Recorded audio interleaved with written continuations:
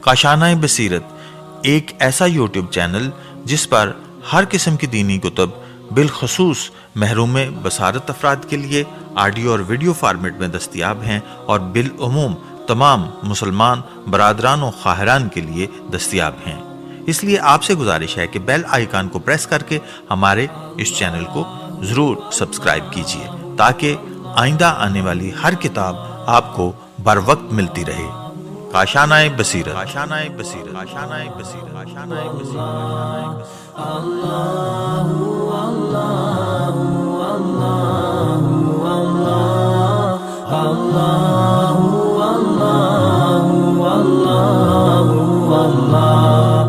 السلام علیکم ورحمۃ اللہ وبرکاتہ۔ سامعین، آپ جو کتاب سماعت فرما رہے ہیں اس کا نام ہے قلب سلیم۔ دستغیب شیرازی صاحب کی یہ کتاب ہے۔ آج ہم آپ کے سامنے اس کی 38ویں ریکارڈنگ پیش کر رہے ہیں، صفحہ نمبر 441 سے۔ گناہ چھپانے کا محرک ریا نہیں ہونا چاہیے۔ جس طرح سے کتمان معصیت یعنی اپنی کسی غلطی اور گناہ کو ریاکاری کرتے ہوئے چھپانا درست نہیں ہے، اسی طرح سے ریاکاری کی غرض سے اپنی اطاعت کا اظہار کرنا بھی صحیح نہیں ہے۔ مثلاً ایک شخص نے تنہائی میں کوئی بھی عمل خیر کیا اور بعد میں لوگوں کی عزت و تکریم کی حاصل کرنے کے لیے اس کا اظہار کیا اور کہا کہ میں نے اتنی رقم فلاں غریب کو دی ہے، میں نے کل رات تلاوت قرآن اور نوافل میں گزار دی۔ اگر یہ اظہار ریاکاری پر مبنی ہو تو یہ اظہار حرام ہے۔ البتہ اگر مذکورہ اعمال کا اظہار ریاکاری پر مبنی نہ ہو بلکہ کسی نیک مقصد پر مبنی ہو، مثلاً اس سے اللہ کی توفیق کے حصول کا اظہار ہو کہ اللہ نے اسے عبادت کی توفیق بخشی ہے، یا اس اظہار کا مقصد لوگوں کو شوق دلانا ہو، تو پھر اظہار کرنے میں کوئی حرج نہیں ہے۔ اسی طرح سے اگر ایک شخص اپنے گناہ کو لوگوں سے اس وجہ سے چھپاتا ہے کہ اس کے اظہار سے اس کی قدر و منزلت میں کمی ہو جائے گی اور لوگ اس کی تعریف و توصیف سے رک جائیں گے، تو اس صورت میں وہ شخص ریاکار قرار پائے گا، اور اس کی وجہ یہ ہے کہ گناہ پوشیدہ رکھنے میں اس کا مقصد اپنی عزت و تکریم کی بقا ہے، یا دوسرے لفظوں میں ہم یہ کہہ سکتے ہیں کہ اس شخص کے ریاکار ہونے کا ثبوت یہ ہے کہ وہ لوگوں کی نظروں میں اپنے آپ کو اہل اطاعت اور توقع اور تقوی ثابت کرنے کے لیے اپنے گناہ کو چھپا رہا ہے۔ اور جب گناہ چھپانا ریاکاری کی نیت سے نہ ہو اور کسی صحیح نیت پر مبنی ہو تو پھر گناہ چھپانا نہ تو ریا میں شامل ہوگا اور نہ ہی حرام ہوگا۔ گناہ چھپانے کے دیگر جائز محرکات۔ اگر کسی جائز محرک کی وجہ سے انسان اپنے گناہ کو مخفی رکھے تو بہتر ہے، بلکہ بعض مقامات پر واجب ہے۔ چند اغراض کے پیش نظر ہم اپنے گناہ کو مخفی رکھنا بہتر ہے۔ آپ کے سامنے ہم پیش کرتے ہیں چند اغراض۔ نمبر 1، کوئی شخص اپنے گناہ کا اظہار اس لیے نہ کرے کہ اللہ ستار العیوب ہے اور خدا کسی کے گناہ کو ظاہر کرنا پسند نہیں کرتا، لیکن یہ نیت اس کی صرف اپنی ذات تک محدود نہ ہو بلکہ دوسرے مسلمانوں کے متعلق بھی یہی جذبات رکھے۔ کہیں ایسا نہ ہو کہ خداوند عالم کو ستار العیوب سمجھتے ہوئے اپنے گناہوں کو تو چھپائے اور دوسرے مسلمانوں کے گناہوں کو ظاہر کرتا پھرے۔ نمبر 2، کوئی شخص اس لیے اپنے گناہ کو ظاہر نہ کرے کہ اگر اظہار گناہ کی وجہ سے لوگ اس کی غیبت کریں گے اور اظہار گناہ کی وجہ سے وہ بے سکونی کا شکار ہو جائے گا اور اس کی وجہ سے وہ حضور قلب سے عبادت نہ کر سکے گا اور بہت سی نیکیوں سے محروم ہو جائے گا اور اس کے ساتھ ساتھ لوگ اسے اذیت دیں گے۔ ان اغراض کے تحت گناہ کو مخفی رکھنے میں کوئی عیب نہیں ہے۔ نمبر 3، اپنے فطری حیا کی وجہ سے گناہ کو ظاہر نہ کرے، کیونکہ گناہ ہونے کی وجہ سے اسے لوگوں کے سامنے سخت شرمندگی اٹھانی پڑے گی اور حیا عقلی اور شرعی طور پر اچھی صفت ہے، اور حیا عقلی اور شرعی طور پہ ایک اچھی صفت ہے۔ حبیب خدا صلی اللہ علیہ وآلہ وسلم فرماتے ہیں، حیا ایمان کا ایک شعبہ ہے اور اللہ صاحب حیا کو پسند کرتا ہے۔ لوگوں سے حیا کرنے والے کو چاہیے کہ وہ لوگوں کی بنسبت ذات حق کا حیا کرے اور خدا کے روبرو گناہ کرنے سے باز رہے۔ بہرنو جب کوئی لوگ شرم و حیا کرتے ہوئے لوگوں سے چھپ کر گناہ کریں تو وہ کھلم کھلا گناہ کرنے والوں سے کئی گنا بہتر ہیں۔ نمبر 4، کوئی شخص اس لیے اپنے گناہ کو پوشیدہ رکھے کہ اگر کسی شخص نے اس گناہ کے متعلق سن لیا تو اس کی نظر میں گناہ معمولی حیثیت اختیار کرے گا اور وہ گناہ کو معمول سمجھ کر اس میں آلودہ ہو جائے گا۔ مثلاً ایک خاندان کا بزرگ اگر نماز نہ پڑھے، ماہ رمضان کے روزے نہ رکھے یا شراب پیے تو اس کے ان اعمال کا اثر اہل خاندان پر پڑے گا اور وہ بھی اس کی دیکھا دیکھی انہی گناہوں میں آلودہ ہو جائیں گے۔ اسی لیے ہر بڑے کا فرض ہے کہ اگر بالفرض اس نے گناہ کرنا بھی ہو تو بھی چھوٹے سے مخفی ہو کر گناہ کرے تاکہ اس کا اثر دوسرے پر نہ پڑے۔ عبادت میں ریا حرام ہے۔ سابقہ بحث سے بخوبی واضح ہو چکا ہے کہ عبادت میں ریاکاری حرام ہے، یعنی انسان خدا کے فرض یا پیغمبر اکرم کی سنت کو لوگوں کی نظر میں اپنی عزت و وقار کا ذریعہ بنائے، اور ہر کوئی شخص عبادت کے علاوہ کسی اور کام کو تقرب خلق کا ذریعہ بنائے تو اس کی حرمت شرعی ثابت نہیں ہے، مگر ایسا کرنے سے 2 خطرات کا امکان ہے۔ نمبر 1، اگر کوئی شخص قربت خلق حاصل کرنے کی غرض سے غیر عبادتی افعال بجا لاتا رہے تو وہ صراط مستقیم پر قائم نہ رہ سکے گا اور نور یقین سے محروم ہو جائے گا۔ نمبر 2، اگر ریاکاری کی عبادت قلب و نظر میں پختگی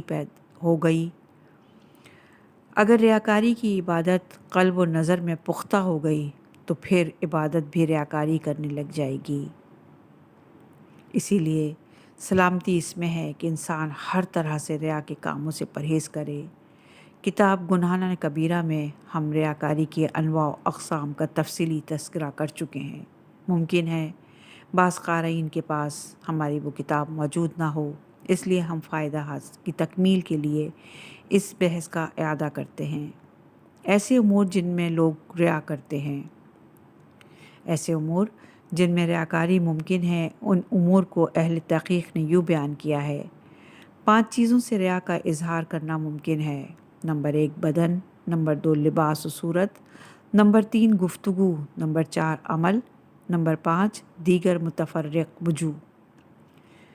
مذکورہ ذرائع سے ہی دنیاوی ریا اور اخروی ریا کیا جاتا ہے۔ نمبر 1 ریا بذریعہ بدن۔ اپنے آپ کو دینی طور پر مشہور کرنے کے لیے بعض افراد اپنے بدن کو ذریعہ بناتے ہیں اور لوگوں کو اپنا نحیف اور نازار جسم دکھا کر،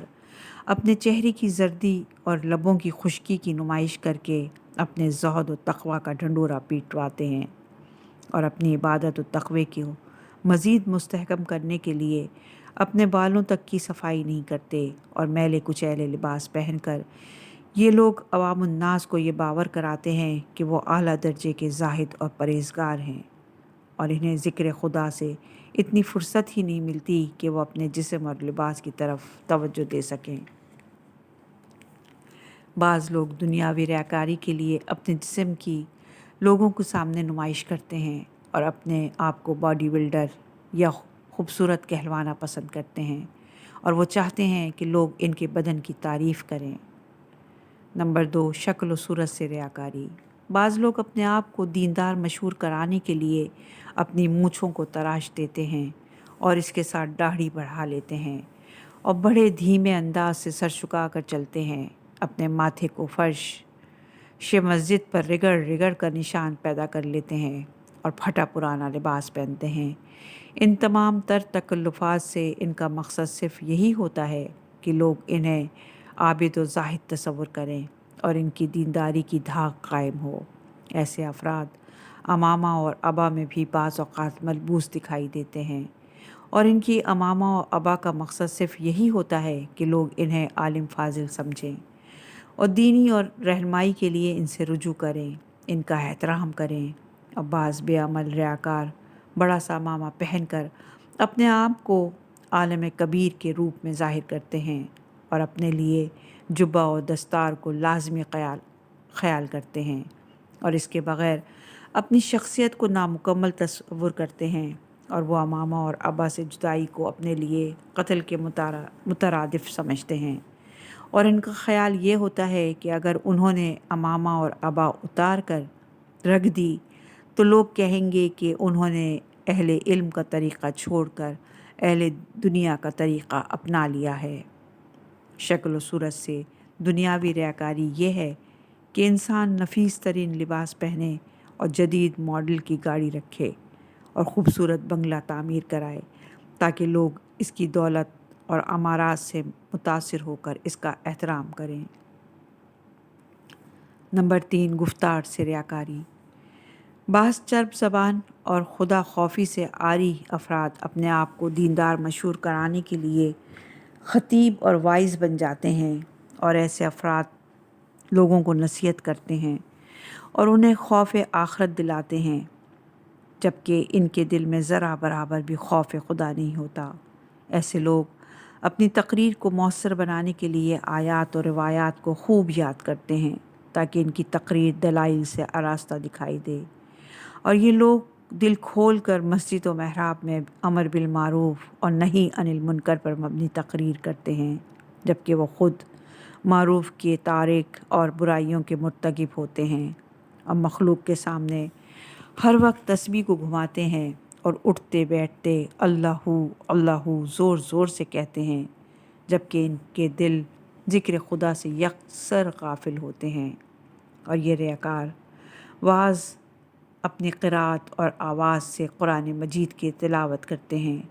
اور کسی کو خلاف شرع کام کرتے دیکھ لیں تو اس پر غصہ ہو جاتے ہیں، اور اکثر اپنی تقریروں پر بڑے درد و کرب سے یہ کہتے سنائی دیتے ہیں،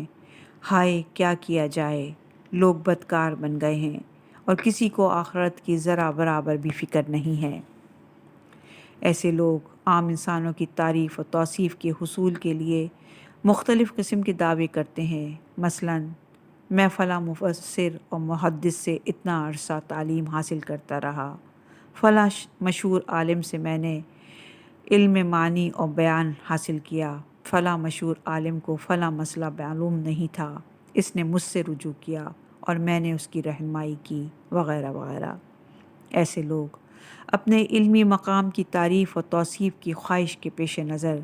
لوگوں سے مباحثہ اور مجادلہ بھی کرتے ہیں، غرض یہ کہ ایسے تمام تر گفتار صرف نام و نمود اور تعریف و توصیف کی غرض سے بجا لاتے ہیں، اور اس کا اول اور آخر مقصد صرف اپنے آپ کو اجاگر کرنا ہوتا ہے۔ ایسے ریاکار افراد کی باقاعدہ ایک بزم ہوتی ہے جو لوگوں میں ایک دوسرے کی تعریف و توصیف کرتے رہتے ہیں، اور یہ لوگ گفتار سے دنیاوی ریاکاری کا طریقہ یہ ہے کہ لوگ اپنے آپ کو تاریخ و جغرافیہ اور دیگر علوم کا ماہر ثابت کرتے ہیں تاکہ جب کسی محفل میں بیٹھیں تو اپنی معلومات کی دھاک قائم کر سکیں۔ نمبر 4، عمل سے ریاکاری۔ بعض لوگ اپنی دینداری کی شہرت کی خاطر لمبے لمبے رکوع اور سجدے کرتے ہیں، اور ایسے لوگ جب لوگوں کے سامنے نماز پڑھتے ہیں تو حالت قیام میں اپنے بدن پر مصنوعی لرزہ پیدا کرتے رہتے ہیں تاکہ دیکھنے والے یہ سمجھیں کہ ان کا دل خوف خدا سے لرزتا رہتا ہے، اور ایسے افراد نشست اور برخاست میں بھی لوگوں کے سامنے بڑی احتیاط برتتے رہتے ہیں، اور ان کے ظاہری حالات دیکھ کر انسان یہ سمجھنے لگتا ہے کہ یہ حضرت خلاف شریعت تھوکنا بھی پسند نہیں کرتے، مگر ان لوگوں کی مذکورہ تمام تر مساعی کا مقصد صرف یہی ہوتا ہے کہ لوگ ان کی تعریف اور توصیف میں رطب اللسان دکھائی دیں۔ اللہ اللہ خیر صلی۔ دنیاوی ریاکاری کا عمومی اندازہ یہ ہوتا ہے کہ بعض لوگ متکبرانہ چال چلتے ہیں تاکہ لوگ انہیں بڑا آدمی سمجھیں، اور ان کا احترام کریں، اور بعض لوگ دکھاوے کے لیے تواضع سے چلنا پسند کرتے ہیں تاکہ لوگ یہ کہیں کہ فلاں خان صاحب یا نواب صاحب بڑے ہی متواضع اور غرور ان کے پاس سے گزرا بھی نہیں ہے۔ ایسے لوگ بعض اوقات اپنی فیاضی اور دریا دلی کے مظاہرے کے لیے سخاوت بھی کرتے ہیں، اور بعض اوقات بڑے بڑے ہوٹلوں میں پارٹیاں کرتے ہیں تاکہ ان کی ثروت کی نمود و نمائش کا اہتمام ہو سکے۔ نمبر 5، متفرق ذرائع سے ریاکاری۔ بعض لوگ دینی ریاکاری کے لیے اپنے شاگردوں اور مریدوں سے بھی کام لیتے ہیں، اور شاگردوں اور مریدوں کی کثرت سے لوگوں کو اپنا گرویدہ بناتے ہیں اور اپنے آپ کو مراجع دینی کہلوانا پسند کرتے ہیں، اور ان سے ذرا کم ہمت افراد علماء اور زہداء کی مجلس میں شریک ہوتے ہیں تاکہ وہ علماء اور زواہد سے راہ و رسم بڑھا کر لوگوں کو مروب کر سکیں کہ فلاں عالم دین سے ہماری دوستی ہے، اور اکثر و بیشتر غریب خانے پر تشریف لاتے رہتے ہیں۔ اور شہرت طلب افراد صرف اپنے شہر پر ہی قناعت نہیں کرتے بلکہ دوسرے شہروں اور دوسرے ممالک میں بھی اپنی شہرت کے خواہ ہوتے ہیں، اور مختلف ذرائع سے اس کی تشہیر میں مصروف رہتے ہیں۔ دنیاوی ریاکاری کی ایک صورت یہ بھی ہے، اس کے لیے بہت سے نوکر چاکر ملازم رکھے جائیں اور نوکروں کی فوج ظفر موج سے لوگوں کو مروب کیا جائے۔ اور آج کل اس کا آسان طریقہ یہ ہے کہ لوگوں کا لیڈر بننے کے لیے ایک سیاسی پارٹی تشکیل دے دی جاتی ہے، اور یوں ہزاروں افراد کو اپنے پیچھے لگا لیا جاتا ہے، اور جو افراد ایسا نہیں کر سکتے وہ حکومت پر فائز افراد سے راہ و رسم بڑھاتے ہیں تاکہ اپنے تعلقات سے عوام الناس کو مروب کیا جائے اور اپنے کام نکلوائے جائیں۔ تمام دنیاوی امور میں اگر نیت درست ہو تو عبادت ہے۔ تمام سابقہ گزارشات میں ہم نے دنیاوی امور میں ریاکاری کی جتنی بھی شکلیں بیان کی ہیں، اگر ان میں نیت درست ہو اور امر شریعت سے بھی تجاوز نہ کیا جائے تو ان میں کوئی عیب نہیں ہے، اور اگر مذکورہ امور حکم خدا سمجھ کر بجا لائے جائیں تو بھی عبادت میں شمار ہوں گے۔ مثلاً ایک شخص اپنے آپ کو صاف ستھرا رکھے اور خوبصورت لباس زیب تن کرے، اور اس میں اس کی نیت یہ ہو کہ پیغمبر اکرم صلی اللہ علیہ وآلہ وسلم نے صفائی ستھرائی کا حکم دیا ہے اور اچھے لباس پہننے کا حکم صادر فرمایا ہے، تو اس صورت میں اس کا یہ عمل بھی عبادت کا درجہ اختیار کرے گا۔ اسی طرح سے کسی کا مقصد ان امور سے نعمت خدا کا اظہار اور آبرومندی کی حفاظت ہو تو نہ تو اچھا مکان بنانا جرم ہے اور نہ ہی نئے ماڈل کی گاڑی خریدنا حرام ہے۔ بہرنو اعمال کا دار و مدار نیت پر ہے۔ اگر نیت نیک اور صحیح ہو تو بظاہر دنیاوی ریاکاری دکھائی دینے والے افعال جائز ہوں گے، اور اگر ان سے امر خدا کی اطاعت مقصود ہو تو وہ عبادت میں شمار ہوں گے۔ سامعین، پروردگار کا صد احسان، اس کا شکر کہ دستغیب شیرازی صاحب کی کتاب قلب سلیم کی جلد اول آج مکمل ہوئی۔ آپ سب سے گزارش ہے کہ اگر آپ یہ سمجھتے ہوں یا آپ کو محسوس ہو کہ اس میں کہیں ہم سے کچھ غلطیاں، کچھ پڑھنے میں غلطی ہوئی ہو، کچھ الفاظ کی ادائیگی میں غلطی ہو، تو آپ صرف نظر کریں گے۔ امام زمانہ علیہ السلام اور چاردہ معصومین علیہ السلام کی خدمت میں گزارش ہے کہ ہماری اس ادنیٰ سی کاوش کو قبول کریں، اور ہماری اس نیت کو، ہم نے خالص نیت سے اس کا پیش کرنے کی کوشش کی ہے، اس کو قبول کریں اور ہمیں قلب سلیم عطا ہو، ہمیں قلب سلیم عطا ہو۔ آمین، الہی آمین۔